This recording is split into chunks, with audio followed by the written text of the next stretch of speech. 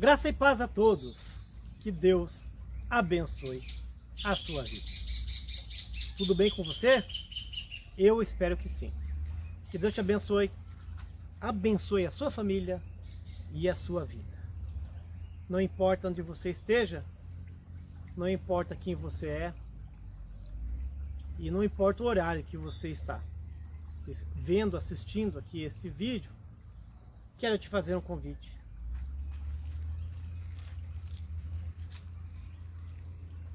Vinde às águas.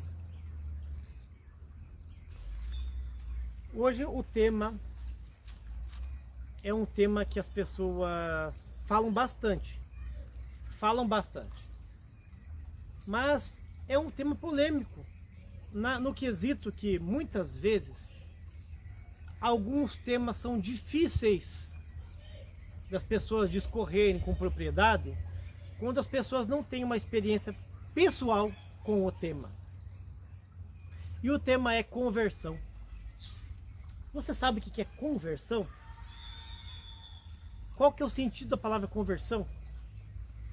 Você é um convertido? Você é uma convertida? Será que eu sou um convertido? Será que os cristãos convertidos a Deus são a maioria do mundo?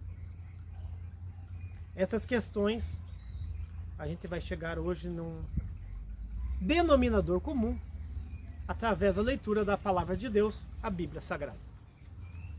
Eu vou utilizar aqui com vocês, hoje, nessa tradução, a fazer a leitura de um texto que está nos Atos dos Apóstolos. Eu já marquei aqui com antecedência. O livro do Atos é o 9 e o versículo é o 20, que fala da estadia do apóstolo São Paulo em Damasco. Tá bom? Façamos a leitura. Atos dos Apóstolos, capítulo 9, versículo 20. Diz assim, ó. E começou imediatamente a anunciar a Jesus nas sinagogas, dizendo: Jesus é o Filho de Deus. Versículo 21. Todos os que ouviam Saulo ficavam admirados e perguntavam: não é este o homem que em Jerusalém estava matando todos os seguidores de Jesus? Não foi ele que veio até aqui para prender e levar gente aos chefes dos sacerdotes? Até aqui. Essa versão é um pouco diferente, né? Da que você conhece. Porém, apesar de algumas palavras serem diferentes, o contexto e o texto é o mesmo. Trata da conversão do apóstolo São Paulo, quando Deus entrou na vida dele de uma forma explícita em Cristo Jesus. Ele deixou de ser Saulo, aquele nome que ele tinha antes da conversão, e Deus lhe deu um novo nome, um nome muito mais bonito: Paulo. Vocês sabem da história dele, vocês já conhecem a história, mas tem muita gente no mundo que não conhece a história de São Paulo, que não conhece a história do apóstolo, o apóstolo do amor. Muitas pessoas dizem que João, o apóstolo João, é o apóstolo do amor. Mas particularmente para mim, o apóstolo São Paulo é o apóstolo do amor. Porque onde superabundou o pecado, superabundou a graça. Ou seja, aonde era muito mais pecador, aonde muito mais tinha vícios, vamos dizer assim, pecados, desvios doutrinários, erros, ódio, ira, ímpeto, ali Deus foi muito mais misericordioso com aquela pessoa. E logicamente a pessoa que foi agraciado com um perdão maior ama muito mais, valoriza muito mais, porque ele sabe o fundo do poço que ele estava ou que ela estava, e ele valoriza mais e desenvolve mais. E assim tem sido em 90% dos casos que eu conheci ao longo da vida. E olha que eu nem vivi muito ainda. Mas o apóstolo São Paulo, antes dele ser apóstolo, ele era do partido dos fariseus. E ele era muito letrado, muito conhecedor dos princípios e todos os dogmas, que a doutrina dos judeus, em particular lá no farisaísmo, adotava com literalidade. Então ele conhecia os pormenores da doutrina e da cultura judaica, e ele tentava fazer ao máximo, vírgula por vírgula, cumprir tintim por tintim e ser bastante preciso naquilo que ele acreditava, naquilo que ele pregava e que ele vivia. E quando ele via alguém se comportando de uma forma diferente daquilo que ele era zeloso, ele fica virado, nervoso, e ele queria fazer um favor para Deus. Mesmo sem entendimento de Cristo e mesmo sem o conhecimento da doutrina da graça, o apóstolo São Paulo, ele foi tomado por um sentimento de defender a Deus, ser um defensor da palavra de Deus, a Bíblia Sagrada, nas escrituras do Velho Testamento. E isso englobava toda a doutrina que os judeus fariseus defendiam. Mas isto foi imputado como justiça perante Deus. Deus viu nele uma pessoa especial. Deus o colocou como uma pessoa escolhida. É como se Deus olhasse para Paulo e falasse assim, que na época era Saulo, tá? Esse é dos bons. Esse é corajoso. Esse é dos meus. Vou usar ele como um vaso escolhido. Ele vai ser um soldado especial. Esse vai ser um soldado especial. Esse aí tem fibra. E foi por aí que aconteceu as coisas, né? Claro que na história do apóstolo São Paulo ocorreu aqueles casos fatídicos, né, da sua conversão, a aparição pessoal do Senhor Jesus no caminho de Damasco, a sua cegueira temporária, após seu batismo, a sua cura, a sua libertação, e imediatamente depois de estar liberto, de podendo já ler novamente os textos para mostrar para as pessoas, ele voltou com primaz vontade de anunciar aquele Cristo que ele perseguiu, aquele profeta que ele chamava de falso profeta. A abertura da mente do apóstolo São Paulo. Conversão. Você é convertida? Você é convertido? Se Deus olhar para você lá de cima agora, ou do lugar que ele esteja, ele vai dizer assim, olha, você é um escolhido. Eu vou escolher você, você é firme. Você tem fibra, você tem garra. Você vai ser muito bem usada, muito bem usado. Então, qual é a sua resposta? Está apta, está apto? Está preparado, preparada? Será que Deus vai ver dentro de você, dentro de mim, dentro de você, irmão, dentro de você, irmã, qualidade, aptidão para ser um vaso escolhido, para ser principalmente no meio que você vive, o sal da terra, a luz do mundo? Ou ele vai ver em você um qualquer, a qualquer? E será que o coração presciente de Deus não verá em você fraqueza? Deus conhece todo o teu coração. E Ele sabe que o seu coração, ele é enganoso. E você quer fazer as coisas certas e de repente está fazendo as coisas erradas.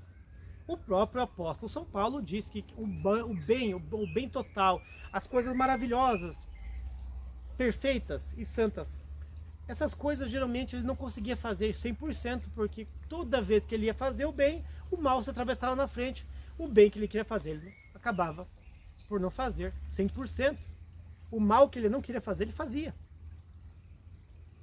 E a vida é assim, vícios, compulsões, e essas compulsões e vícios são muitas vezes drogas, sexualidade, comportamento, jogos excessivos, culto ao corpo, culto ao presente, culto ao dinheiro, um culto que você tem muitas vezes aos bens materiais que você tem ou que você quer ter. essa obstinação por buscar uma vida perfeita e santa aqui, financeiramente ou aparentemente, esta vida nossa aqui é sofrimento. Não impede você de melhorar, fazer curso, comprar, vender, melhorar alguma coisa. Mas a conversão é o maior fruto. A conversão é um sinal. A conversão realmente é o que importa.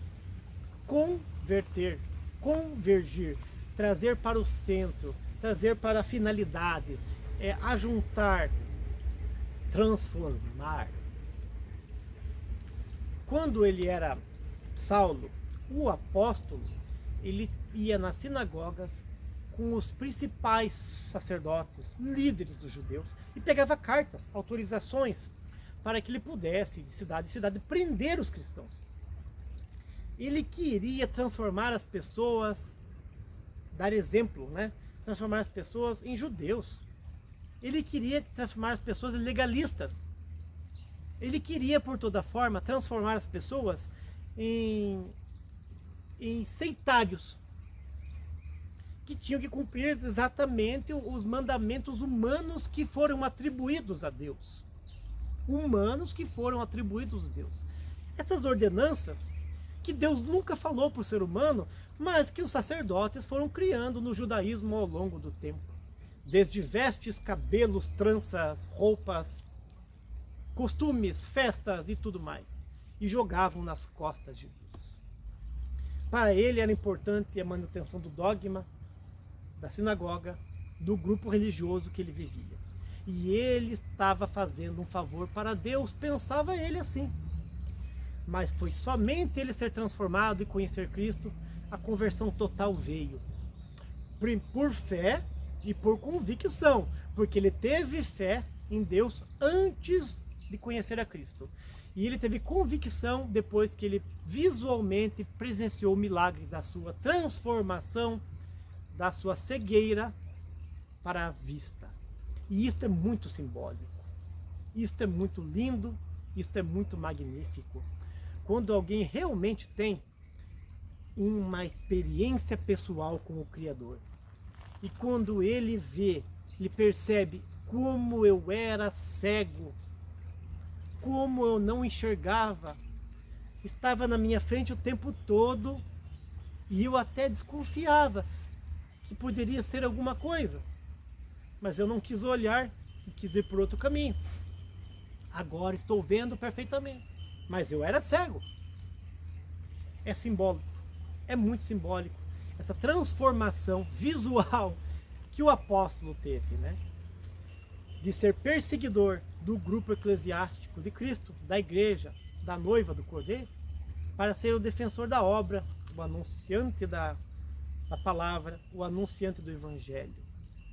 Morrer por Cristo é ganho. Morrer por Cristo é ganho. Ele sabia que as enfermidades da vida o levariam, ele sabia que as tristezas às vezes o abateria em certos momentos.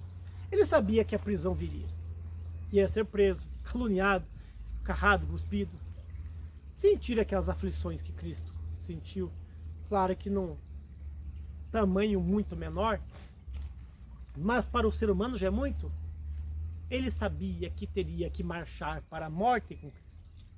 Isso em nenhum momento impediu ele de continuar. Ele não quis parar.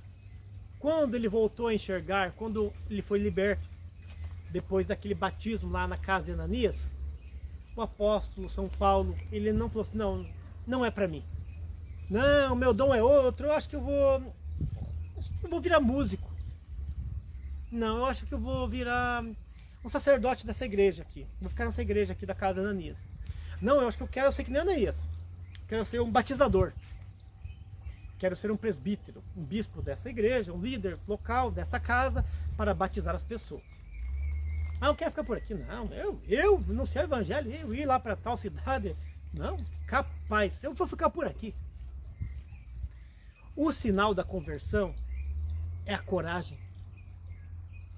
Quando uma pessoa se converte a Cristo e ele participa e partilha do primeiro amor, é como uma pessoa achar uma mina de ouro muito grande. Uma mina de ouro muito grande. de um ouro que ele não pode carregar em vida sozinho. Então ele quer pegar as pessoas e trazer a mina para que todas partilhem e todas sejam prósperas e todas tenham muito ouro para manter sua casa, sua vida, seus familiares e seus amigos. É um sinal da conversão. Quando você comete vícios, deslizes com uma certa frequência, isso domina o teu coração, tua vida, você não está convertido. A partir do momento que você se converte a Cristo e consegue lidar com esses vícios, com esses problemas, com essas fraquezas, com um pouco mais de facilidade, ali demonstra que você realmente está convertido a Deus. É claro que existem fraquezas, perseguições, tentações, e o cristão não está livre da tentação, da perseguição ou da fraqueza. Porém, um cristão que vive pecando, vive continuamente pecando o mesmo pecado, ele não é nem chamado de filho de Deus. O próprio livro de São João diz que os filhos de Deus não permanecem pecando continuamente. Ou quer dizer o quê? Filhos de Deus. A palavra filho de Deus é uma figura de linguagem usada nesse texto para dizer as pessoas convertidas, as pessoas realmente cristãs que tiveram um encontro com Jesus Cristo na sua vida. Não muitas vezes em carne, falando em voz humana, muitas vezes você não vai escutar ele falar em voz humana. Assim como São Paulo escutou, mas muitos deles vão escutar e vão conhecer através das Escrituras, de uma pregação, de um texto que leu, no olhar de uma criança, no gesto e no ato de um idoso, de um vizinho. Você vai ver pessoas convertidas, pessoas que não são convertidas. Pessoas que você julgava pela aparência que não eram convertidas, você vai ter uma noção do que é conversão, de como são as atitudes e os gestos que dão a demonstrar que a pessoa foi transformada em uma nova criatura e que a sua vida agora já é outra. Desta forma, eu digo para você que está aí assistindo a este vídeo: você é convertido? Você é convertido? Você realmente conhece a Jesus Cristo? Você é Saulo ou você é Paulo? Conhece a doutrina da graça? Conhece os mandamentos de Cristo que não são pesados? Ou você ainda está lá no legalismo, nas doutrinas e naqueles ensinamentos e preceitos humanos que são feitos por homens para tentar te manter dentro de um núcleo religioso, de um grupo, de uma seita, para que você não se desvie deles e possa gerar para eles algum benefício ou lucro? Você está convertido? Quando vem aquela tristeza no teu coração, do luto familiar, nas doenças, nos acidentes, ele permanece muito tempo em ti? Ou há em ti uma consolação do Espírito Santo de que logo nos veremos? Quando você leva, por exemplo, uma rasteira na vida e cai no desemprego ou num problema, vamos dizer assim, financeiro, você se lamenta ou se lastima. Lamenta ou lastima. Olha que palavras bonitas. Lamenta e lastima durante bastante tempo, ou você logo cai na real: bem, eu caí, eu errei, fui demitida, fui demitido, infelizmente não pude continuar aquela empresa, infelizmente não tenho mais dinheiro para manter tal emprego ou tal trabalho de pé ainda, vamos dizer assim, segmento do comércio que eu estou fazendo de pé ainda, vou mudar. Você tem essa prontidão? Você sabia que com Deus o pouco se transforma em muito? Você sabia que, não sendo uma pessoa conformista, mas viver numa simplicidade é uma das atribuições, é uma das convicções da conversão? Uma pessoa realmente convertida, ela não fica totalmente preocupada com as coisas dessa vida. Como eu já li para vocês algumas vezes aí, o texto que fala que não é para se preocupar com o dia da manhã, não se preocupar com o futuro, não se preocupar com o que vai de comer, o de falar, o de vestir, e ainda compara-se Cristo no seu texto que nos foi deixado pelos santos apóstolos, que nem mesmo Salomão se vestiu com uma glória tão linda de um lírio do campo, e que nem mesmo um pequeno passarinho que está voando aqui pelas matas, as aves do céu. Jamais ficará sem um alimento, ele terá como buscá-lo e Deus o manterá. Você vale muito mais do que um passarinho. Conversão é isso. Conversão é fruto de bom sabor. Você tem sido uma pessoa que fala todo dia palavrões, obscenidades? Você amaldiçoa o teu próximo? Aquela pessoa que não concorda com você, aquela pessoa que pensa diferente, aquela pessoa que te odeia, você fala mal dela, fofoca dela pelas costas? Pense nisso que eu estou te dizendo hoje. A conversão, ela é a identidade do cristão. Como é que a gente vê um cristão verdadeiro? Como é que a gente identifica? Pelo seu palavreado, pela sua condução. Não é casca, não. Não é terno, não é vestidão, não é cabelão. Não é a pessoa andar com uma Bíblia debaixo do braço para cima e para baixo, com um instrumento musical. Não é casca, não é aparência, é atitude. Evangelho de Cristo é atitude. Tem a fé, a teórica, e tem a prática. Conversão a gente não vê na teoria, conversão a gente vê na prática. Se o sal, que é usado para salgar a terra e matar todas as impurezas da terra, bichinhos, insetos, lesmas, vertebrados ou pequenas pragas que dá, como os musgos e algumas plantinhas, são mortos, exterminados por sal. Pegava-se um saco de sal grande e dosava em quantidade certa determinados locais. Não é o mesmo sal de cozinha que você tem em casa, é um outro sal. E aquilo eliminava as pragas, aquilo purificava a terra, e aquele sal, ele adubava. Sim, ele tinha algumas funções, esse sal. Mas se o sal fosse em quantidade muito grande, ele poderia até esterilizar aquela terra. Mas se o sal perder a sua força, e se o sal estragar? Vamos dizer assim, estragar? A Bíblia diz: se o sal se tornar insípido, qual a finalidade que vai ter? É só de jogar fora. Não vai se mais para nada. Se a luz que está dentro de você, na verdade, ela for trevas, quão trevas serão? Se a crença que você tem, ela não for certa e verdadeira, se a firmeza da salvação que está em você, ela bambear, balançar, como poderá ter uma certeza final de que você está dentro da fileira dos santos, que terá uma vida futura com Cristo? Conversão. Conversão é algo que não se fala mais nas igrejas. Algumas igrejas abriram as portas para tudo que não presta.